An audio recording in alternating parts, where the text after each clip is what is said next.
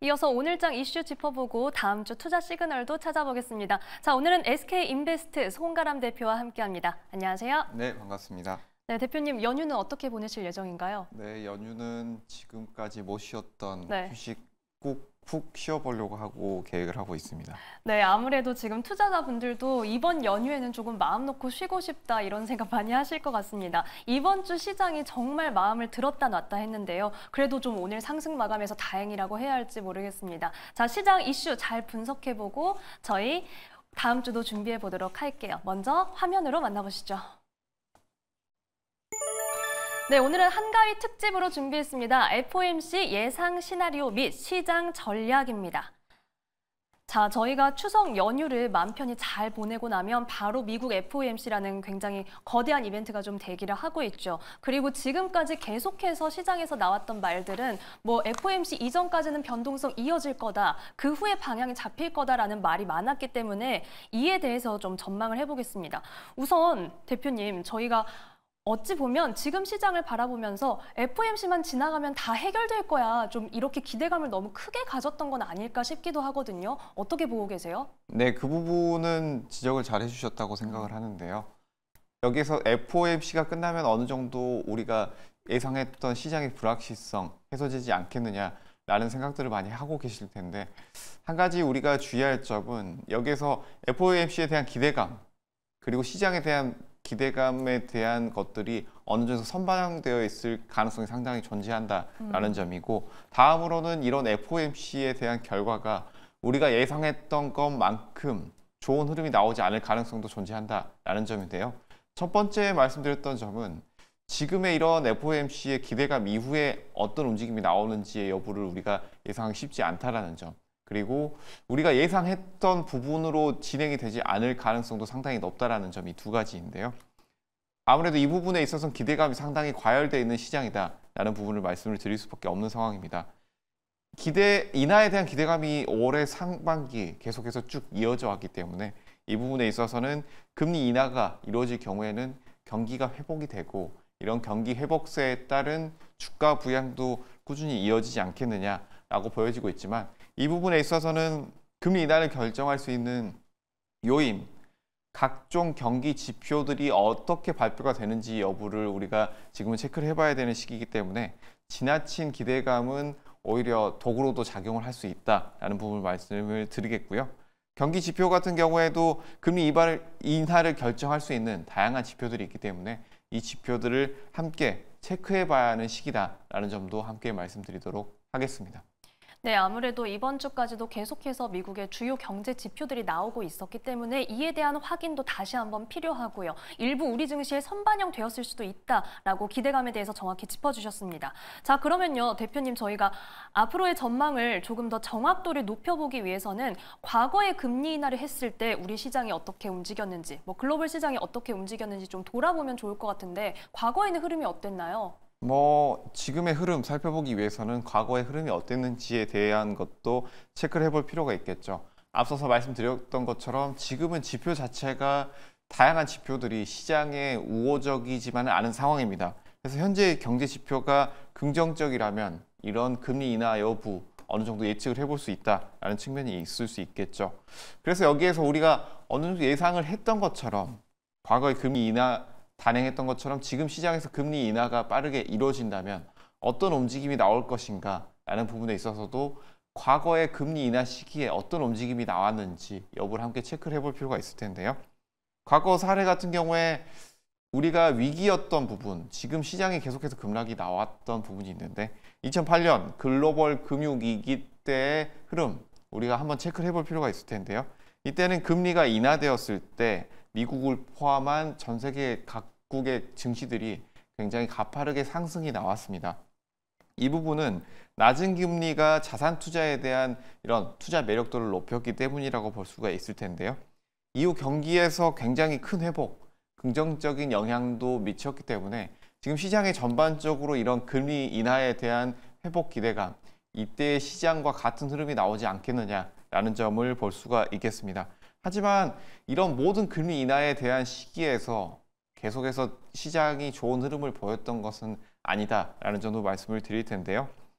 예를 들어서 2015년, 2016년도에도 금리 인하가 이루어졌습니다. 상당히 유의미하게 이루어졌는데 이 시기에서는 글로벌 증시가 어느 정도 소폭 조정을 받았는데 이때는 금리 인하가 예정보다 경기 회복에 미치는 영향이 미비했기 때문이라고 할 수 있는데요. 그래서 지금 우리가 봤을 때는 이런 금리 인하에 대한 영향, 시장 전체에 어떤 영향을 미칠 것인가 라는 부분에 있어서는 과거의 부분도 분명히 체크를 해봐야 된다라는 점 말씀을 드리겠고, 하지만 시장 전체에 대해서는 의견 쪽은 이전에 우리가 시장 전체적으로 글로벌 시장이 약세였던 시기의 금리 인하 부분, 그래서 다시 한번 회복이 나오지 않겠느냐라는 의견이 조금은 더 우세한 상황이다라는 의견도 함께 드리도록 하겠습니다.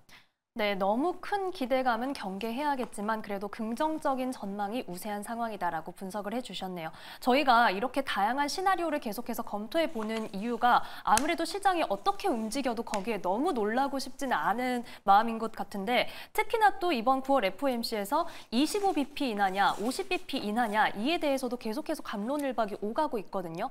이에 따른 예상 시나리오 저희가 어떻게 대응을 해보면 좋을까요? 지금 가장 뜨거운 감자가 25bp 인하를 할 것이냐, 50bp 인하를 할 것이냐 이 부분일 텐데요. 어느 정도 지금은 경기 지표가 어느 정도 회복된다라는 가정하에 인하를 하겠다는 부분은 기정사실화되어 있는 부분입니다. 여기서 어느 정도의 인하를 할 것이냐 이 부분이 가장 중요한 부분인데, 25bp 인하 시나리오 같은 경우에는 우리가 조금은 약하다라고 볼 수가 있겠죠. 이 부분 같은 경우에는 시장은 점진적인 회복이 될 것이다라는 예상으로 해석할 가능성이 상당히 높다라고 볼 수가 있겠죠.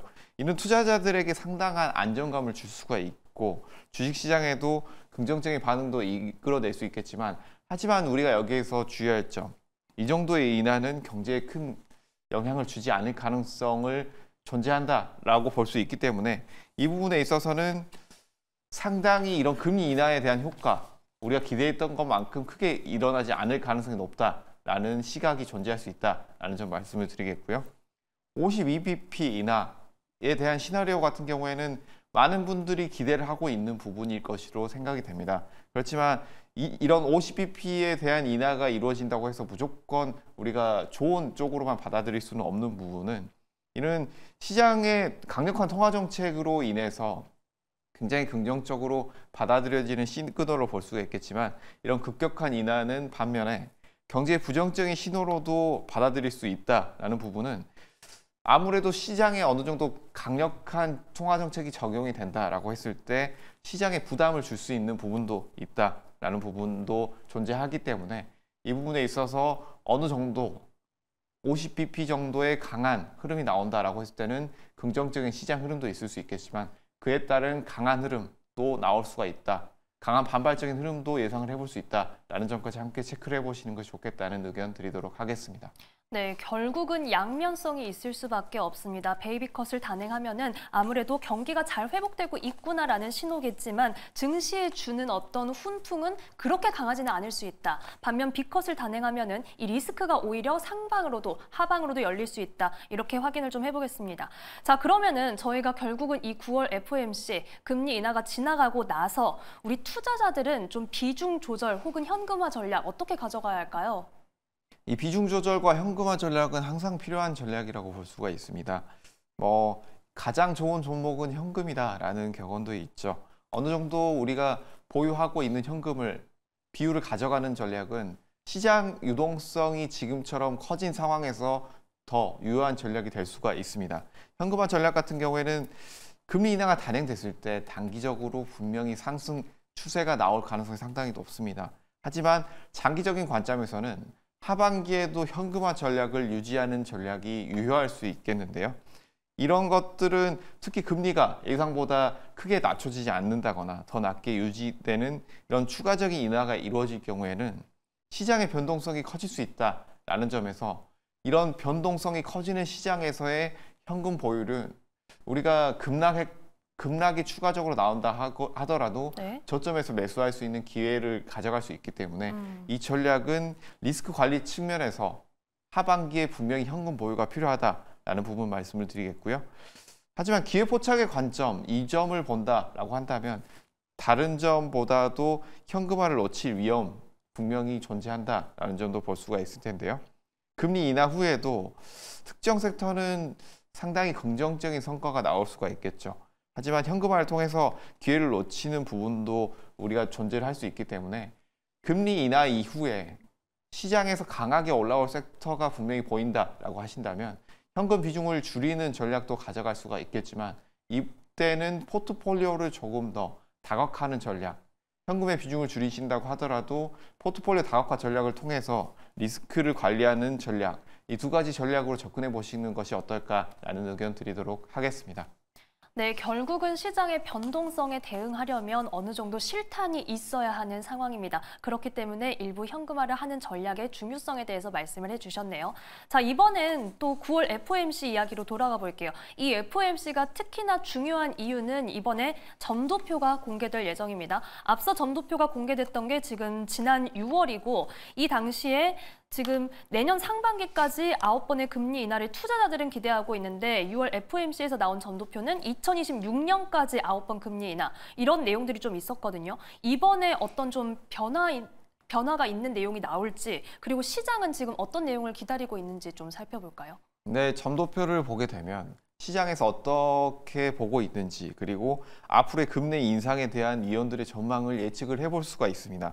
그래서 이런 점도표가 예상보다 금리 인하에 대한 이런 것들, 가능성들을 높게 제시할 경우에는 시장이 그만큼 긍정적으로 반응할 가능성이 높다라는 점에서 지금의 이런 점도표들의 흐름 체크를 해볼 필요가 분명히 있다라는 점 말씀을 드리겠고 장기적인 방향성을 우리가 본다라고 했을 때도 이 부분은 함께 체크를 해봐야 될 텐데요. 금리 인상에 대한 지속성 이 부분에 대한 점도표가 나오게 된다라고 한다면 시장이 상당히 혼란스러워질 수 있습니다. 지금 전체적인 시장에 대한 부분은 금리가 추가적으로 계속해서 조금 더 내려가지 않겠느냐라는 예상이 나오고 있는데 이런 점도표 발표를 통해서 경제 전략을 우리가 세우는 부분 충분히 볼 수 있겠지만 이런 투자 전략 부분에 있어서 금리 인하의 횟수, 폭이 우리가 예상했던 것과 조금은 다를 수 있기 때문에 이 부분을 충분히 체크를 해보고 지금의 이런 컨센서스와 다른 흐름들이 나온다라고 했을 때는 조금은 전략을 수정을 할 필요가 있다라는 부분도 말씀을 드리겠고 여기에 있어서 통화 정책, 경제 정책에 대한 방향성 체크를 해보시고 이에 맞춰서 투자 전략을 지금은 조금은 조절을 해야 되지 않나라는 의견 함께 드리도록 하겠습니다. 네, 결국은 이번 9월 FOMC에서 금리 인하 폭도 중요하지만요. 이 점도표 공개를 통해서 앞으로의 통화 정책의 방향성, 특히 이 금리 인하의 속도감에 대해서도 좀 확인을 해볼 필요가 있는 것 같습니다. 자, 그러면요. 대표님, 저희가 사실 우리 시장에서 지금 굉장히 힘든 부분이 수급인 것 같습니다. 외인이 어제는 좀 돌아왔다가 오늘은 더 세게 빠져나가는 느낌을 좀 보여줬는데 이런 외국인의 국내 증시에 대한 매도세, 이 FOMC가 지나가면 좀 진정될 수 있을까요? 그 부분은 저도 굉장히 궁금한 부분이고 외국인 수급세가 상당히 돌아와야 된다라는 점에서는 동의하는 부분입니다. 지금 우리 시장에서 가장 큰 파일을 차지하고 있고 개인 매수세가 높은 부분이 바로 반도체 섹터인데요. 이 반도체 섹터 같은 경우에는 상반기 우리 시장의 상승의 흐름을 이끌었던 대형 반도체주들의 흐름 체크를 해보면 외국인들의 수급이 굉장히 강했습니다. 우리 시장 올해 들어서 전체적인 시장 수급 부분에 있어서 상당히 부족했는데 그럼에도 불구하고 이런 대형주 위주의 상승을 이끌었던 건 바로 외국인들의 반도체주들의 매수, 대형주들의 매수를 통한 수급이 가장 컸다라고 보여지는데요. 하지만 우리 코스피 시장 최근의 흐름을 보면 계속해서 외국인들의 매도세가 이어지고 있다. 특히 반도체들의 급락 이후에 어느 정도 회복이 되지 않는 모습 계속해서 이어지고 있다라고 보여지는데요.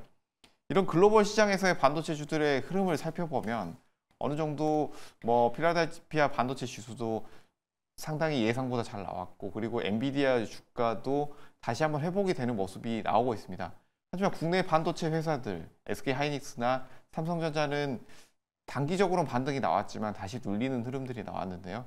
이는 앞서서 말씀드렸던 것처럼 외국인들의 매도세가 계속해서 이어지고 있기 때문이라고 볼 수 있습니다. 그래서 이런 외국인들의 매도세가 어느 정도 진정되고 반도체 섹터의 수급이 들어와야지만 우리 시장의 상승 추세 다시 이어질 수 있다라고 보여지고 있기 때문에 지금의 이런 외국인 매도세 원인들은 다양할 수 있겠지만 FOMC에 대한 우려감 그리고 국내 시장에 대한 우려감 이 두 가지가 함께 작용하고 있다라고 볼 수가 있습니다. 하지만 매도세가 진정될 가능성이 상당히 높다라고 보여지고 있다라는 점은 지금의 금리 인하에 대한 기대감이 상당히 높아지고 있다라는 점, 금리가 낮아지게 되면 자산에 대한 투자 가치도 상당히 높아지기 때문에 이 부분에 있어서 이런 FOMC 이후 우리 시장 외국인 수급 회복될 가능성이 굉장히 높다라는 점 말씀을 드리겠고, 글로벌 시장 같은 경우에는 아직까지는 FOMC에 대한 부정적인 의견이 상당히 존재합니다. 그렇기 때문에 이후에 이런 FOMC 발표 이후에 앞서서 말씀드렸던 점도표 그리고 이런 글로벌 경제 시장 미국 내에서의 경제 지표들 꾸준히 체크를 해볼 필요가 있다라는 점도 말씀드리도록 하겠습니다. 네, 사실 시장으로서는 지금 수급도 그렇게 녹록지가 않고 체력이 많이 약해진 상태이기 때문에 이 미국 FOMC라는 이슈 하나를 소화하는 것만도 조금은 버거워하지 않나 싶은데요. 여기 다음 주에는 이슈가 하나 더 있습니다. 바로 일본은행의 지금 회의가 예정이 되어 있습니다. 20일이죠. 이와 관련해서 사실 일본의 금리 인상 움직임이 8월에 한번 나왔을 때 우리 시장에도 좀 충격을 줬었습니다. 그러면 이번에도 관련된 시그널이 나오면 시장이 또 한 번 그만큼의 충격을 받을 수도 있을까요? 일단 우리 시장 같은 경우에는 지금 많이 눌려 있죠. 그리고 수급 부분도 외국인 수급이 많이 약한 부분이 있기 때문에 어느 정도 선반영된 측면이 분명히 존재한다라고 보여집니다. 그래서 일본은행에 대한 20일 발표, 시장 어느 정도 단기로 흔들릴 수는 있겠지만 이전에 흔들린 만큼의 큰 반응은 나오지 않을 가능성이 상당히 높다라고 보여집니다. 하지만 반면에 이런 우리가 단기적인 흐름, 단기적인 충격은 어느 정도 대비를 해야 되겠는데요. 일본의 금리 인상 이 부분에 있어서는 엔화 강세를 초래할 수 있기 때문에 이 엔화 강세가 초래된다라고 했을 때는 수출 의존도가 높은 나라, 특히 우리나라가 될 수 있겠죠. 우리나라 같은 수출 의존도가 높은 나라는 상당히 부정적인 영향을 미칠 수 있다는 점, 이 부분은 단기적인 영향이 충분히 나올 수 있다라는 점 체크를 해보실 수가 있겠고요. 그렇지만 이 시장 반응의 불확실성에 대한 부분도 체크를 해야 됩니다. 일본은행의 반응이 이런 시장에 부정적으로 작용할 경우에는 불확실성이 커져서 이런 시장에서의 매도세가 어느 정도 나올 가능성도 상당히 존재한다라고 볼 수가 있기 때문에 여기에서 단기적인 흐름이 중장기적으로 이어질 가능성은 상당히 낮다라고 보여지지만 시장의 반응 면밀히 살펴봐야 하는 시기다라는 점 말씀을 드리겠습니다. 네, 이렇게 일본은행 관련해서도 그만큼 앞서 있었던 충격만큼은 아니겠지만 그래도 단기적인 충격에는 대응을 해봐야겠다라고 말씀해 주셨습니다. 자, 이번에는 그러면 저희 이런 9월의 이슈들을 모두 소화하고 나면은 결국 시장이 올해 안에 계속해서 회복이 될 것인가에 대한 기대감을 가져갈 수밖에 없는데요. 대표님, 4분기 국내 시장 전망 그리고 앞으로 좀 어떻게 길게 전략을 짜보면 좋을지 4분기 국내 시장 전망과 전략 여쭤보겠습니다.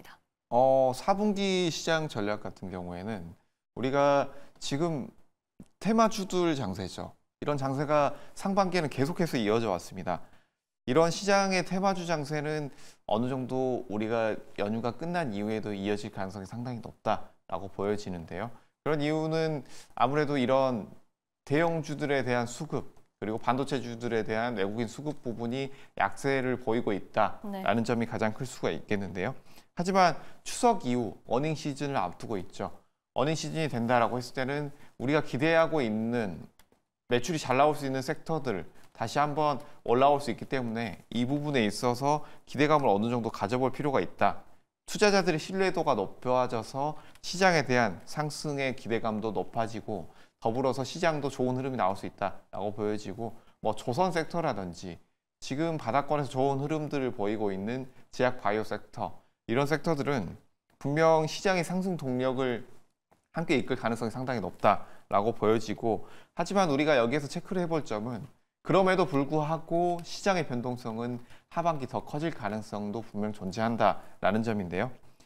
여기서 앞서서 말씀드렸던 점, 각 기업체들의 실적 부분을 체크를 해볼 수 있겠는데요. 이런 실적 부분에 있어서 우리가 예상했던 컨센서스에 미치지 못했을 경우에는 시장이 우리가 지지되지 못하고 다시 한번 하락이 나올 수 있는 부분, 이 부분도 볼 수가 있겠죠. 그래서 이 부분 같은 경우에는 이런 기업 실적 발표 부분에 있어서 다양한 부분 함께 체크를 해보고 여기에 따라서 투자 전략을 조절을 할 필요가 있다. 유동적인 시장 전략을 세워야 되는 시기다라는 점 말씀드리겠습니다. 네, 결국은 추석 이후에는 또 어닝 시즌이 이어지기 때문에 이런 실적에 대한 부분도 확인을 해야 하고요. 4분기 전망에 대해서 말씀해 주셨습니다. 자, 그러면 이번에는 저희 다음 주에 관심 가져보면 좋을 종목, 송가람 대표의 관심주 들어보겠습니다. 어떤 종목 보면 좋을까요? 네, 관심주로 제가 고민을 많이 했는데요. 지금 개인 투자자분들은 아무래도 반도체주들 많이 보유를 하고 계실 겁니다. 네. 개인 매수세가 상당히 컸기 때문인데요. 그래서 반도체주들을 가져와 볼까, 소부장주들까지 쭉 봤지만 아무래도 반도체주들은 외국인들의 수급 어느 정도 회복이 된 이후에 접근해 보시는 것이 좋겠다라는 점 보실 수가 있기 때문에 지금은 IT주들 그리고 여기 기술주들 같은 경우에는 조금 더 하반기 분명 좋은 흐름들은 나오겠지만 외국인 수급들을 체크를 해볼 필요가 있다. 그렇다고 한다면 지금 시기에 우리가 접근해 볼 만한 종목군들, 섹터를 봤을 때는 바로 바이오, 제약 바이오 쪽이 아닐까라는 점을 말씀을 드릴 텐데요. 네. 이런 제약 바이오 같은 경우에는 실적 부분에 있어서도 분명히 좋은 흐름들이 나올 수 있다라는 점을 볼 수가 있겠고 그 외에도 우리가 금리 인하를 단행한다라고 했을 때 성장주들의 주목 계속해서 이어질 수 있을 텐데 그런 성장주들 중에서도 바닥권에서 계속해서 좋은 흐름들을 보이고 있는 섹터가 바로 제약 바이오이기 때문에 여기에서 종목을 가지고 왔습니다. 종목명을 말씀을 드릴 텐데요. 바로 녹십자입니다. 녹십자는 바로 대형주 중에서도 바이오시밀러 관련된 종목 그리고 바이오 복제약 이슈가 어느 정도 하반기 나올 것으로 예상이 되기 때문에 이 부분에 있어서 바이오시밀러 같은 경우에는 효과 품질이 동등하고 또 합리적인 가격이라는 메리트를 가지고 있다는 점 체크를 해보시는 것이 좋겠고 그리고 지금 제약 바이오 중에서 우리가 주목을 해볼 수 있는 다양한 종목들이 있는데 이 종목들의 공통점은 바로 다양한 파이프라인을 가지고 있다는 점 그리고 임상에서의 다양한 데이터, 일상 결과 발표나 이상 시작 부분 마찬가지로 이상 결과 발표나 3상 시작 부분에 대한 결과를 앞두고 있는 종목들이 있기 때문에 이 종목들 함께 체크를 해볼 필요가 있다라는 점 말씀을 드리겠습니다. 녹십자 같은 경우에도 1분기에 바이오 신약에 대한 면역 결핍 질환 치료제 발표를 앞두고 있고 그리고 바이오 시밀러 부분에 있어서도 클라지아를 인슐린 글라진 부분에 대한 국내 출시를 앞두고 있기 때문에 이 두 가지 이슈 함께 체크를 해보실 것을 말씀을 드리겠습니다. 가격도 함께 말씀을 드릴 텐데요. 네. 지금 목표가 단기로 17만 원 말씀을 드리겠고 이런 제약바이오주들의 추가적인 흐름이 이어진다라고 했을 때는 2차로 22만 원대 가격대까지 충분히 보실 수 있다라는 점 말씀을 드리겠고 매수가는 15만 4천 원, 손절가 14만 원 제시해 드리도록 하겠습니다. 네, 이렇게 제약 바이오주 안에서 녹십자 말씀해 주셨습니다. 오늘 수급으로 볼 때는 기관이 주목하는 흐름을 보였고요. 최근 차트도 계속해서 예쁘게 그려나가고 있습니다. 가격 전략도 확인해 보시기 바랍니다. 자, 오늘 말씀 여기까지 듣겠습니다. 대표님 연휴 잘 보내시고요. 저희는 여기에서 인사드릴게요. 고맙습니다.